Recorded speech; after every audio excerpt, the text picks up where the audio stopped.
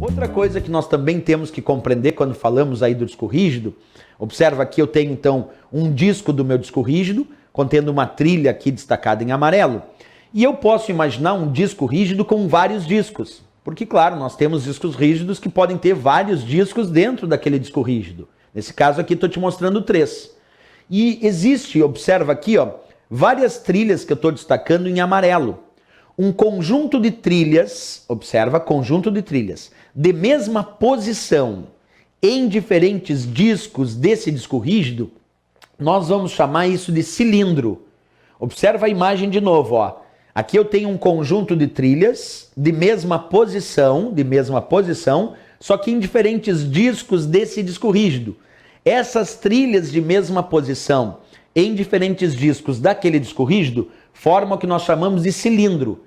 Então, cilindro, conjunto de trilhas de mesma posição em diferentes discos do disco rígido, o que também é definido na formatação física. Olha quanta coisa é definida na formatação física. Aliás, importante nesse ponto até recapitular. Professor, me diz o que a formatação física define então e o que a formatação lógica define. Primeiro, a formatação física é aquela feita pelo fabricante, certo?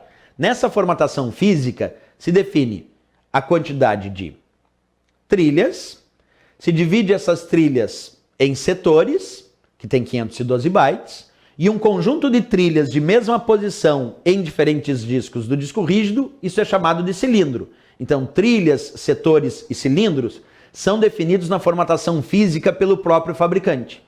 O que sobra para a formatação lógica, aquela que o usuário pode realizar? Bem, o usuário pode realizar o sistema de particionamento, o usuário pode definir o sistema de arquivos, NTFS, FAT32, o usuário pode definir também o que nós chamamos de tamanho da unidade de alocação, ou tamanho do cluster, que é o menor tamanho que um arquivo pode ocupar quando armazenado em disco. Tudo isso é definido na formatação lógica pelo próprio usuário. Belas dicas, então, sobre o disco rígido e o seu processo de formatação, tanto a formatação física quanto a formatação lógica, certo?